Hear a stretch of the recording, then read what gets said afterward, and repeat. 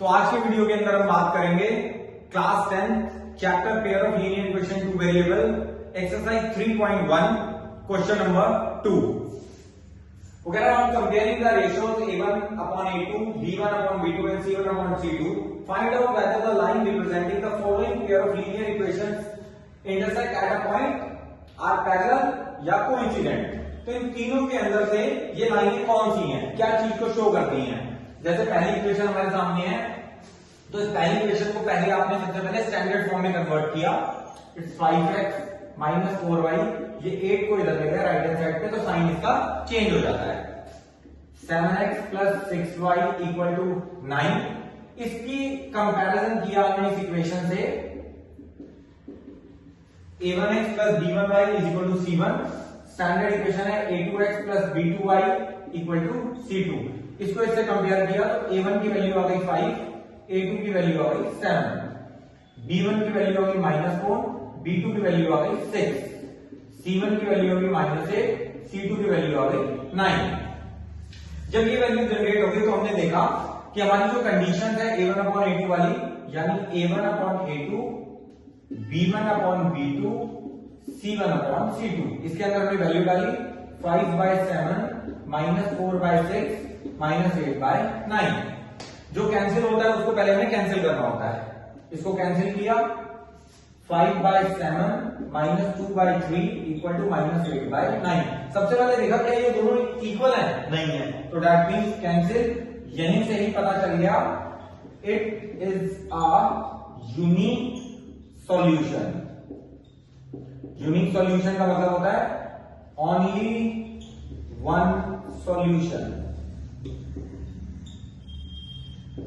तो यानी कि इंटरसेक्ट एट अ पॉइंट, यानी कि इसका सॉल्यूशन इंटरसेक्टिंग है, इंटरसेक्टिंग सॉल्यूशन। ये तीन नाम है इसके। ऐसे ही सेकंड इक्वेशन के अंदर भी पहले इसको स्टैंडर्ड फॉर्म में कन्वर्ट किया हमने। 9x plus 3y equal to -12, 18x plus 6y equal to -24। Again इसको इस इक्वेशन स्टैंडर्ड इक्वेशन से कन्वर्ट करेंगे तो a1 की वैल्यू आ गई 9, a2 की वैल्यू आ गई 18, b1 की वैल्यू आ गई 3, b2 की वैल्यू आ गई 6, c1 की वैल्यू आ गई -12, c2 की वैल्यू आ गई -24। फिर से किया a1 upon a2, b1 upon b2 and c1 upon c2। जो कैंसिल हो रहा है उसे हमने कैंसिल कर दिया। 9 बंदा 9 टू द 18, 3 बंदा 3 टू द 12 बंदा 12 टू द, तो 1/2 इक्वल टू 1/2 इक्वल टू 1/2। तो इन तीनों में से कौन सी कहानी है ये, इसको बोलते हैं so it has infinite many solution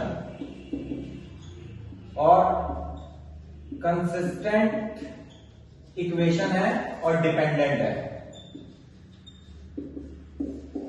ऐसा ही थर्ड इक्वेशन के अंदर इसको स्टैंडर्ड इक्वेशन में कन्वर्ट किया 6x minus 3y equal to -10, 2x minus y equal to -9।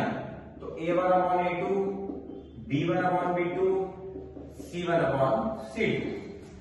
जो कैंसिल हो रहा है उसे कैंसिल कर दिया।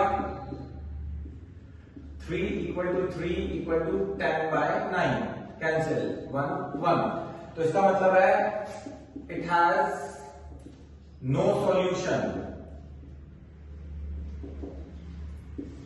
तो नो सॉल्यूशन का मतलब होता है ये क्या है, कंसिस्टेंट और डिपेंडेंट ही हो गया। So it is inconsistent solution. तो इस हिसाब से इन तीनों कंडीशन को आप देखकर इसको जज कर सकते हैं कि इक्वेशन के अंदर कौन सा सॉल्यूशन है, कौन सा सॉल्यूशन नहीं है। एक और बहुत इंपॉर्टेंट बात है इसके अंदर कि अगर कभी भी यूनिक सॉल्यूशन होता है तो हम x और y की वैल्यू को निकाल सकते हैं, सॉल्व कर सकते हैं। लेकिन अगर कभी भी इसके अंदर नो सॉल्यूशन या इनफाइनाइट मैनी सॉल्यूशन आता है तो जब हम उसे सॉल्व करेंगे तो वो कभी भी सॉल्व नहीं होता, क्योंकि इसके अंदर कोई भी इंटरसेक्टिंग पॉइंट नहीं बन रहे हैं। होप ये वीडियो आपको पसंद आया होगा। अगर ये वीडियो आपको पसंद आया हो तो इसे लाइक, सब्सक्राइब और शेयर जरूर कर दीजिएगा। मिलते हैं नेक्स्ट वीडियो के अंदर। Thank you.